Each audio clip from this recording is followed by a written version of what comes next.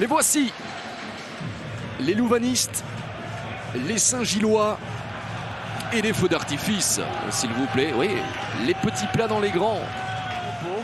Avec du côté louvaniste Teclab, Lakomi, Scravers qui rentrent dans cette équipe, Ikwemezi également et Akimoto.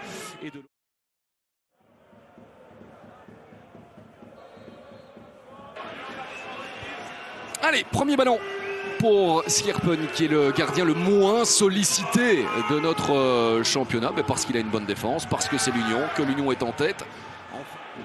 On est en zone, mais aussi une certaine partie de cette défense en marquage, notamment sur Promise David et sur Louis Patrice. C'est parti pour ce bon ballon sur la tête de Leison encore.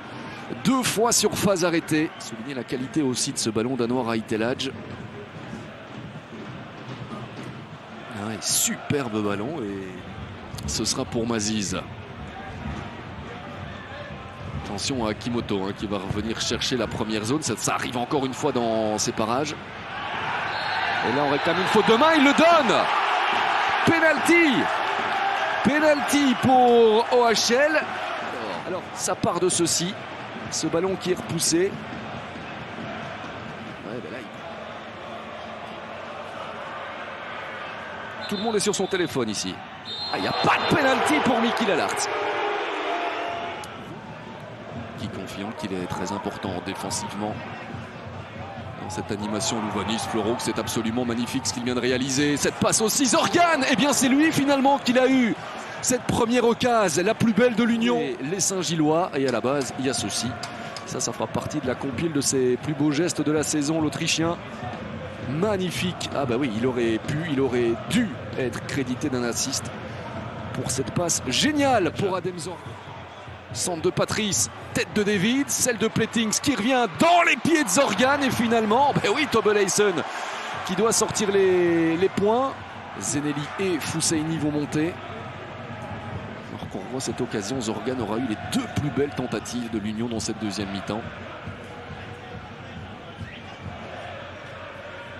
On fera les changements plus tard. On est pris par ce qui se passe sur la pelouse. Maziz, c'est parti, c'est bien donné vers Plettings, Dussen. C'est pas terminé, Skjerpen. On revoit cette occasion. Dussen, Plettings. Bon, attention à Fede Leison, évidemment, puisque c'est l'aimant à ballon sur ce genre de phase. Ça traverse tout le rectangle. La tête de Zorgan. Il était un petit peu attentiste là du côté louvaniste. Plettings qui estime avoir été poussé. Encore Zorgan. C'est lui qui aura eu les grosses possibilités. Attentif, Yassori Kaba également. C'est parti pour Maziz. C'est bien donné dans la zone de Kaba. Skjerpen sort la frappe. Skjerpen encore. Il prend de la place. Ça c'est clair. Noé Dussen ne pourra pas frapper puisque Promise David s'interpose. Qui a pris un coup.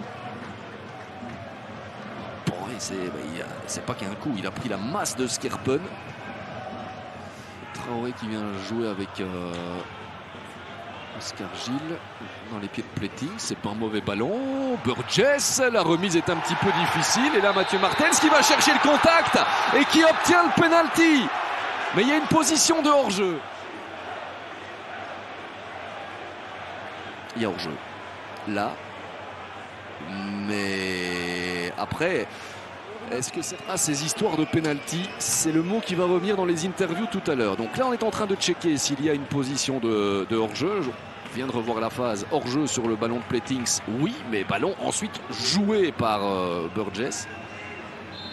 Mais